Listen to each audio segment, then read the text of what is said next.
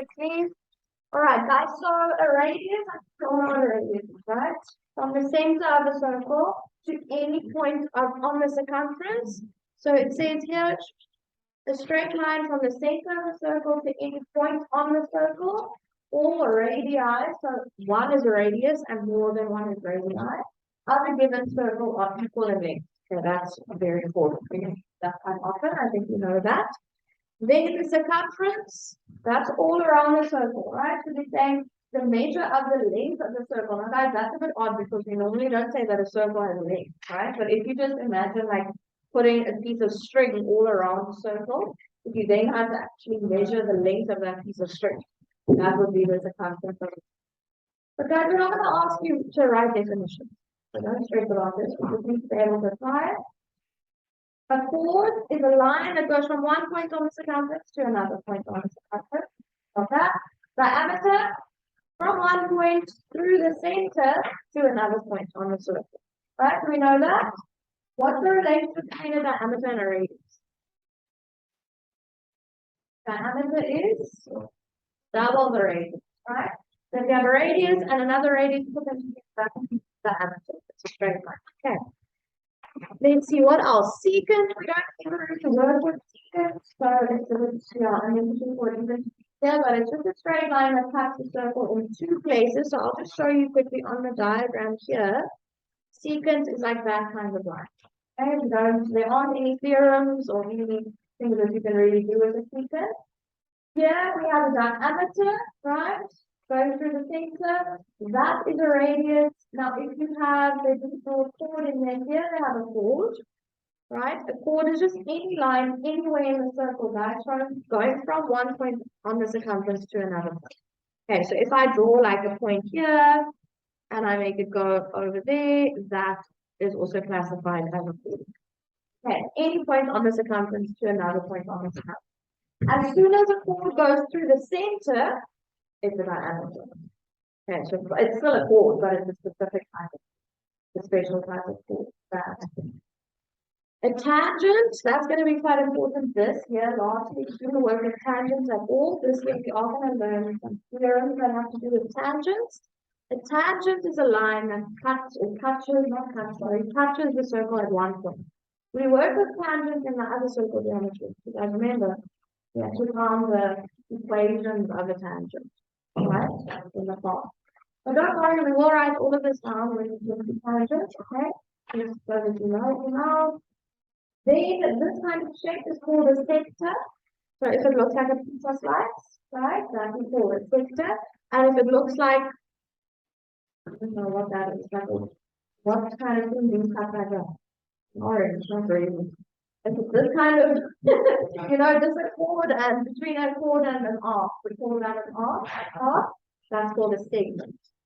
Okay, but it's not really, just in case. Then, guys, one thing that lots of people would get very confused with is the word subtended, right? And what that actually means. I don't know how you guys talked about it last year. But yeah, it is quite a thing that people don't understand what the word subtended means. Guys, subtended just means forms an angle. Alright, that's all it means. I'll write it on the next page. So what happens is either an arc, right? Now if we're looking at this picture, the circle part is called an arc, right? It's literally a part of the curve of the circle. Alright, an arc is always curved. So an arc can form an angle. And what happens if we're looking at ED, right? Do we see that there's a line going from E to the center of the circle in this case, right? And then there's a line going from D also to the center of the circle there. And where those two lines meet, they form an angle. So we say that this arc is subtending that angle. Okay, if you get confused, you can think of this kind of shape. Right? Like this with your fingers, like your two thumbs form either the arc or the chord of the circle, and where your two forefingers, that's where the angle is subtended. Okay, that's all it means, guys. Literally just means forming an angle. Okay, so I don't want you guys to be put off by the word subtend. Just means that two lines going from the end points of an arc or a chord, if we look at EF, where those two lines meet, they subtend an angle. Okay, so if we're looking at EF, guys, the end points of EF are points E and F. Does that make sense? Right? From E, I have a line going to point E. From F, I also have a line going to point E. So where these two lines from the end point of the chord, where they meet up, they are subtending an angle. Okay, let's look at the theorem summary. You need to know all of these reasons. The stuff that is printed, let me just check if that looks the same. Yes, the stuff that's printed in brackets, those are the reasons according to the class document. So those are the reasons you will have to write. Okay, so you can highlight those. So what it's saying here is a line drawn from the center of a circle. So yeah, it's a bit unclear. It looks like this dot is not really anything, but anyway, it doesn't matter. A line from the center of a circle that is then perpendicular to a chord bisects the chord, cuts the chord in half. And that's what the first theorem is. So guys, what I want you to do is to just take a highlighter and have one or a different color pen. Please indicate that this is what the theorem is actually, that's like the result of the theorem. Okay? So what is given is that you have a line from the center and it's perpendicular to this line, which we call a chord.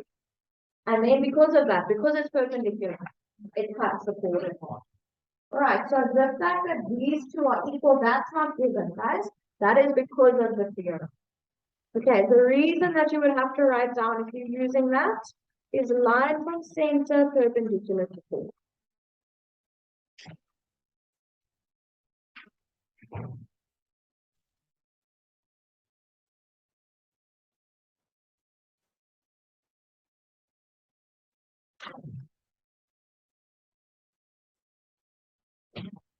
Okay, next one is the converse of this one.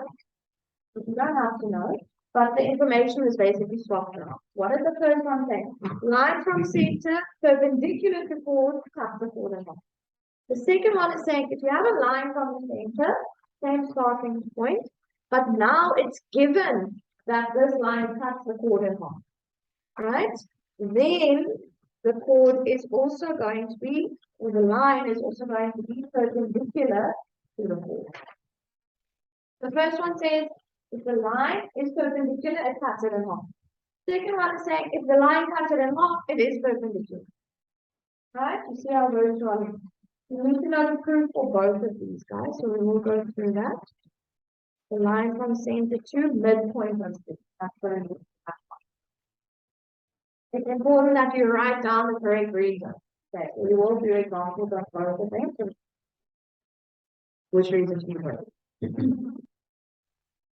Okay, the next one is the angle at center theorem. Now what that says is the angle subtended by an arc or a chord. If you want, guys, you can take your pencil and you can actually draw in a straight line connecting those 2 points. Okay, they could have given us a chord there as well. It would work exactly or in exactly the same way. An angle can be subtended by an arc or by a chord. All right, doesn't matter. Same rules apply. They maybe just underline the word chord there. So that's the part. Okay, so an angle that's subtended at the center, right, is always going to be double the angle subtended at the circumference if they're both subtended by the same arc, or the same chord. So in this case, guys, we have this arc here, or this chord. Do we see that? From the end point of this arc or chord, 2 lines were drawn and they meet at the center, right? So that angle is subtended. But then from the end points of those, or the same 2 end points of that same arc or chord, we have another angle being formed. Right, if that happens, if the one is at the center and the other one at the circumference, the one at the center is always double the one at the circumference. So if they tell us that this is 10 degrees, what is this one going to be?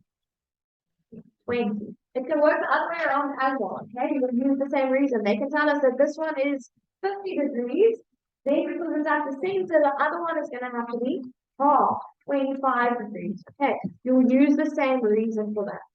So the reason is angle at center equals 2 times angle at circumference.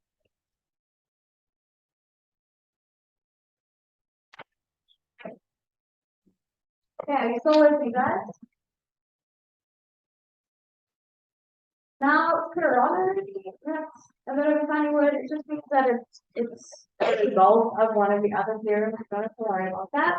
These are just some other, I also call them theorems, I suppose, some other rules that we can apply. So if you have a diameter, right? A diameter will always obtain the 90-degree angle anywhere on the circumference. So here, how do I know that this is a diameter?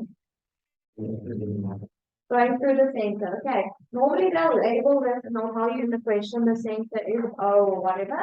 But here we can assume that that one is the center. So that is a diameter. And now, guys, do we see that the diameter subtends that angle there? You can draw in another angle anywhere on this. Oh dear, that's not what I wanted. Sorry. Anywhere on this picture, all right? If it's coming from the diameter and it is at the circumference of the circle, it will always be a 90-degree angle. Right, even on the other side, it can be in the bottom half of that circle. The reason that we use for that is angle in, I normally just say semicircle, I don't even write the semicircle. You can write angle in a semicircle. And do we understand that reason, guys? A diameter always cuts a circle in half, okay? It goes straight through the middle of that circle. So we're saying angle in semicircle, that would be a semicircle. Half a circle is a semicircle. Okay. That's where that reason comes from. The next one, angles in the same segment. Angles of the circumference that are subtended by the same arc or chord. So again, we can draw in a chord there. Right? Ooh, okay. They could have given us a chord there instead of just the arc. The same rule would apply. Right? Angles that are subtended by the same arc or chord at the circumference will always be equal. If one is at the center and the other one at the circumference, are they equal? One at the center, one at the circumference? No, the one at the center is double the one at the circumference, eh? That's what we spoke about over here. Right. Okay. So like this chord or arc, when we look at that, we see that we have lines meeting up at that angle there, obtaining that angle there, and then over there. So we have two angles subtended by the same chord at the circumference, so they are equal. The reason for that is angles in, and again, they say the same segment. I always write angles in the same segment. You don't do it verbally.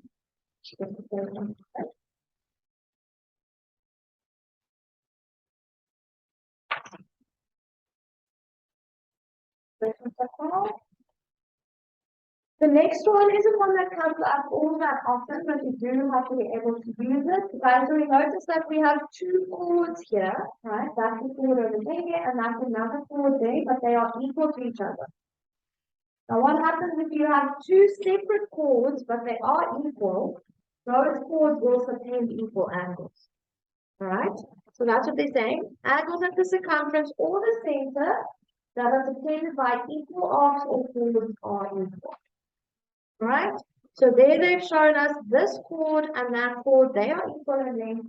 They are both subtending an angle at the circumference, so those two angles will be equal. And if you just look, you can highlight that reason as well, equal chords, equal angles. If we look at the picture just below, again we have two separate chords, but they are equal in length. They are both subtending an angle at the center, so those will be equal. Now guys, what if you had, you're going to have to visualize it now, what if you had this chord, right? Subtending an angle at the center. And then you had this chord, which is equal to this one, subtending an angle at the circumference. Will those two be equal? If you have one at the center and one at the circumference. What do we think?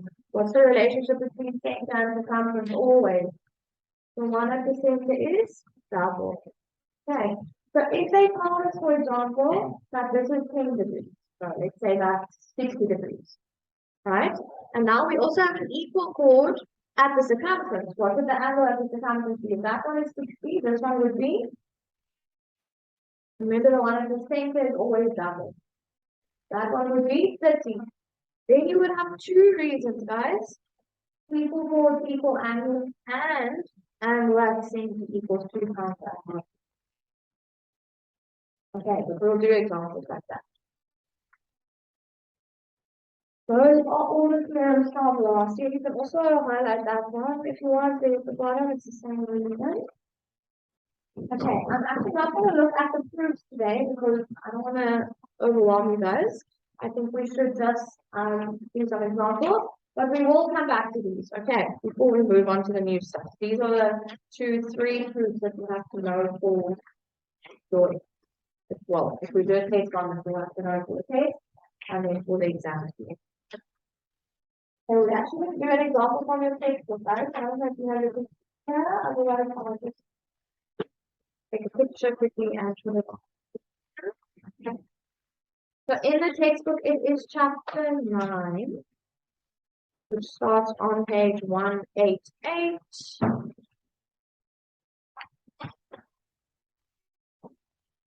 Show you quickly. They also have also trivia. Yeah, you all gonna do another thing. All together, something. Maybe this is not true. Okay, so guys, if you look at the textbook, they actually did some revision stuff from previous years here as well. So they've revised some to just more basic geometry stuff. Then they have a thing with Python and converse Python, which is just very nice. Yeah, they're revising the different ways of proving congruency. I'm not going to work with all of this stuff now, but I'm just showing you what they have in the textbook. They have all the properties of the different chords as well. So this is on page 188, guys, the beginning of chapter 9.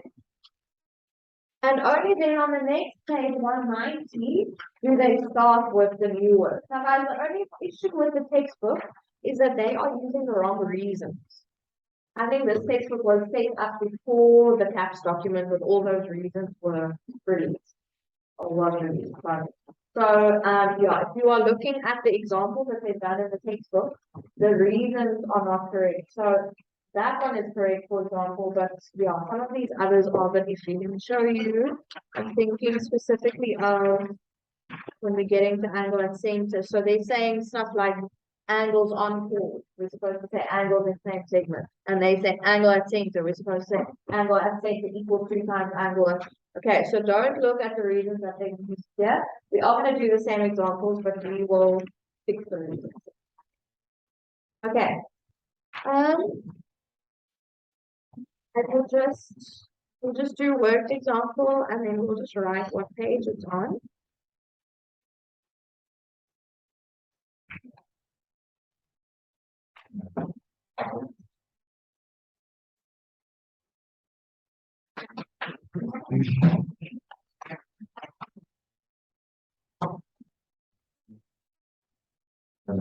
Okay, we'll see how many we get through today.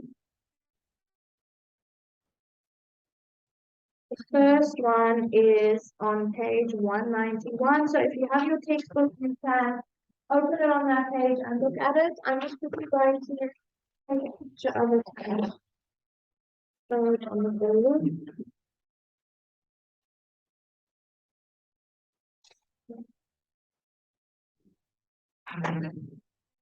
They're like the loudest whisper as well.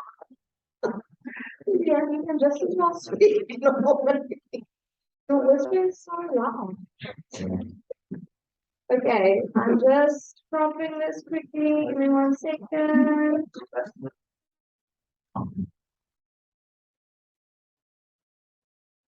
Guys, yeah, you are going to have to start bringing your textbooks to school now again, okay? Because we're going to be working through exercises in the book. Okay, let me just quickly get that picture in. There we go. It is quite yellow, but hopefully we can read that. Okay. Oh, sorry. Thank you. All right, guys, let me make that a little bit bigger. Okay, so they say, oh, that's really yellow. I wonder if I can.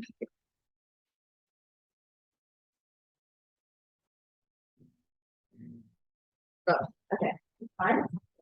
So read that kind of thing.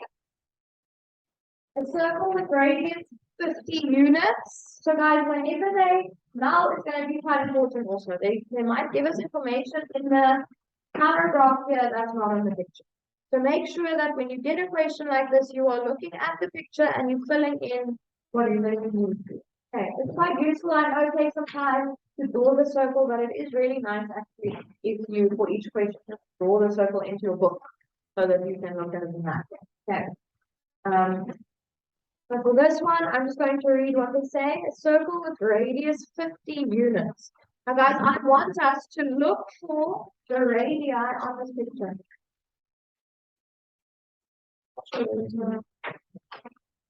So let's look for the radii that we have here and let's call it 50. Okay, so OR is 50.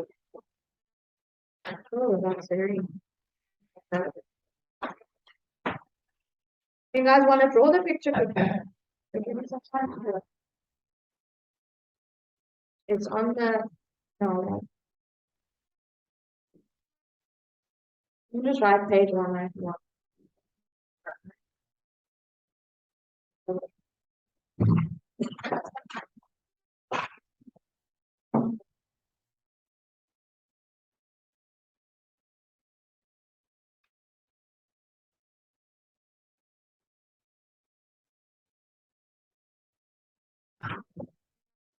While I was doing that, I'm going to see if I can make this picture less yellow.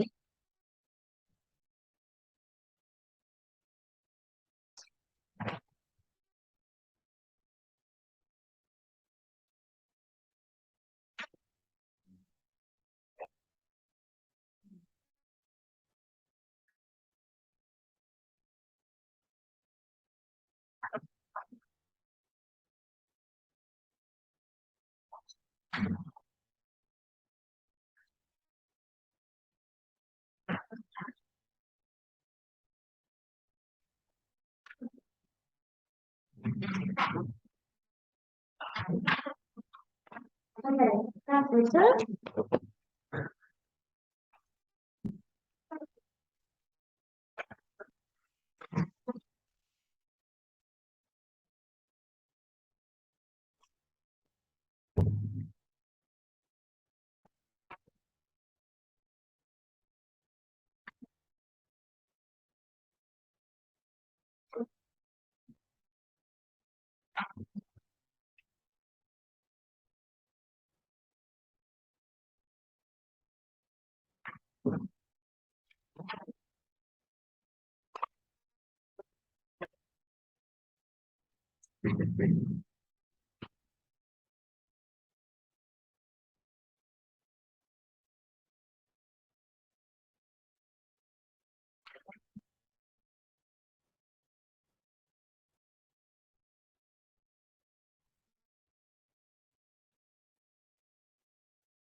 For tomorrow, I think I'll just put.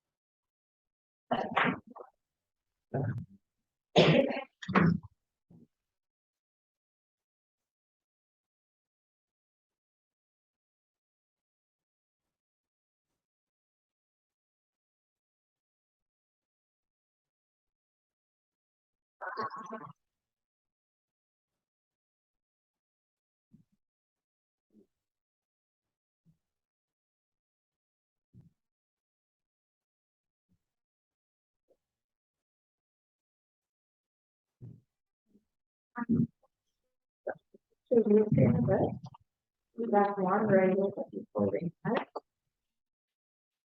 So now we can pull any other radii that you have as well. We might not have to use all of them, okay, but it's nice to see what we do have and what we can use. In some cases though, if I'm looking at OT, you agree that OT is also a radius. But it looks a bit, yeah, maybe if you put a 50 there, you might be confused and think that just that is the 50, right? And maybe just that. So for now, let's not fill that 50. But we need to remember that OQ is a radius. We might have to use that. OU is a radius. So let's call that in. Where else do I have a radius, guys? OD. OS also, hey? I think someone did say that. But again, I have another line there. So I'm maybe just going to leave that one for now. And then the other one is OB. Yeah. And OB. Alright, what you can do is perhaps if you have different pens or whatever, can go over each radius in the same color, if that will help.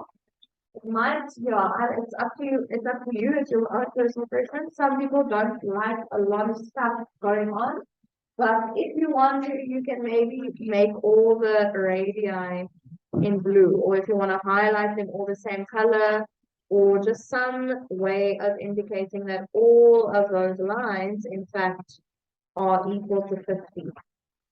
Especially maybe in a test or exam, if they've given you a picture that's quite small, or you can't actually fit all the information onto the picture, then it might be nice to just draw lines or highlight them all in the same color.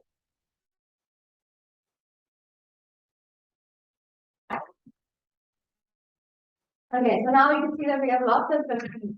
Okay. They did give us some more information in the paragraph here, which you can see actually a little bit different. They kind of have that AB is equal to 60 units. Now AB is a chord, right? Do we see that? And AB, guys, is divided into two parts, and they're actually showing us on the picture already that this part AP is equal to that part BP. Alright, they've indicated that by putting those two lines on there. So if the whole line is 60, what is half of 60? 30. Okay, so both of these are going to be 30. Now for that, you might want to use a different color. Maybe I should use red instead, but green is not nice. You can use a different color, or you can use, if you draw it in blue lines for all of your radii, I will use a different. Okay, use a different color of it. Or just put it in pencil also if you want to. Then they've also told us it is on the other side here, but they told us that CD, which is this shorter chord here, the little one at the bottom, is equal to 28 units. Now guys, again, CS and HD are equal, right? They're showing us that by putting one line there and one line there. So if the whole chord is 28 units, what is half of 28? 14. So let's do that one, 14 and 14. I am going to get quite colorful in this section, so sorry if you put off by that. I just have found that it helps to kind of compartmentalize and see what's going on with. All right, they are then saying TU, TU, okay, and RS, RS. Are the perpendicular bisectors. Perpendicular bisector, do you remember that term from analytical? AB and CD respectively. Now guys, you can see that on the picture. What is a perpendicular bisector again? A line that is perpendicular to another line and cuts it in half. Right? And we can see that. Here we can see that CU is perpendicular to AB. They showed us that. And it cuts it in half, right? That was indicated. Same thing here. R is perpendicular to CD and it cuts it in half. That information was given. Okay. Next up, now it's the actual question. Let me just go to the side. Determine the shortest distance of each chord from the center of the circle. Alright, the fact that they put shortest distance there makes it sound more complicated than it actually is. What they actually want is they want to know how far is chord AB from the center of the circle. So basically they're asking us for OB. Okay? They want this length. So now just in black, I'm going to put a question mark there. They want that length. The distance between the center and chord AB. You see that that is the distance between the center and the chord. Guys, how can I calculate OB? Pythagoras, hey? You see that? I have that side, which is the hypotenuse, 50. I have that side, which is 30. All I need to do is use Pythagoras. Okay, you're going to do that on your own for me. Before we do that, let's look at the other one. They're asking for the distance from the center of the circle to the other chord as well, right? Which is CD. So they're asking us for OQ. That's that distance. Do we agree? From the center to the chord CD. Again, I have that hypotenuse and I have 14. Right? That is given. So I'm going to use Pythagoras for that. Before you do that though, right? What did they tell us? OB is 50. Within what's given. Was it actually written? OB is equal to 50 units. No. And was it actually given? OD is equal to 50. No. We know that they're both equal to 50 because they are radii of the circle. But you have to actually write that down. Okay, that wasn't given. So the first thing that you're going to write down is OB. And you can do it all in one line, guys, like this. You can say OB is equal to OD. Those are the two hypotenuses that we're going to use, right? When we fill everything in, is equal to 50 units. And the reason for that is radii.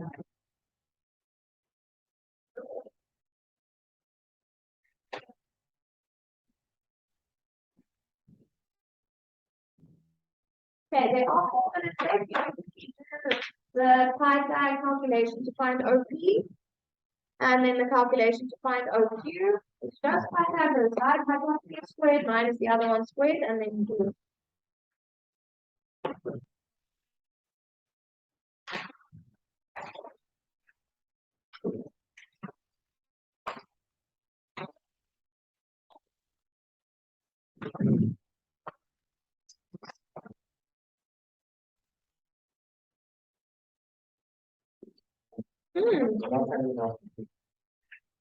No, you keep it up to do correct.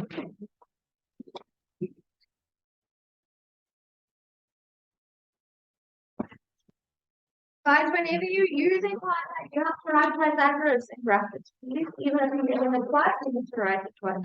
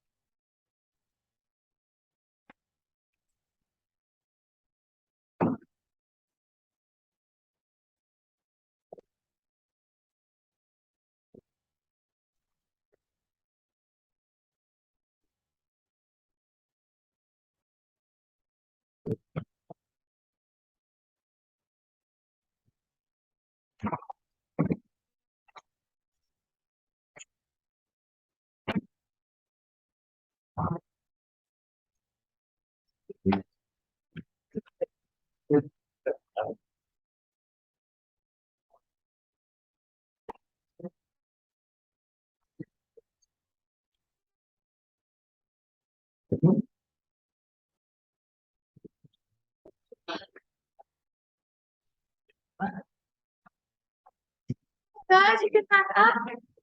You don't have any homework for tomorrow, so let's not work on the operations for you to have some time.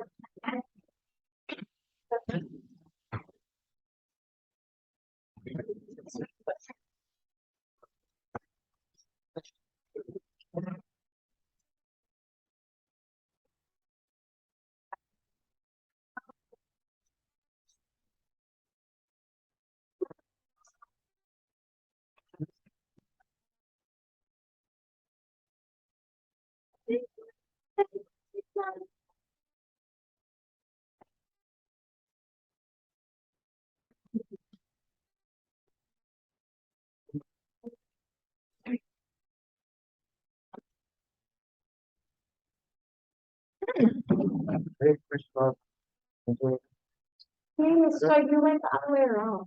They were saying from this one to that. Going from this one to that. No, lots of people think that's. So if you're going from this to the, it's going to be 7 to the right. And then that's minus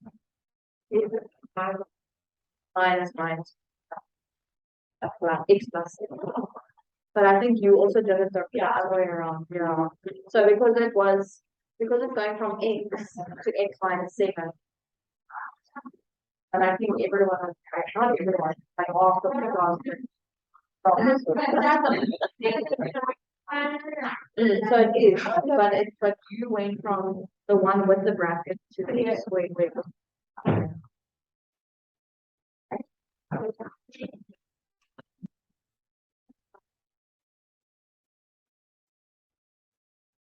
On this topic.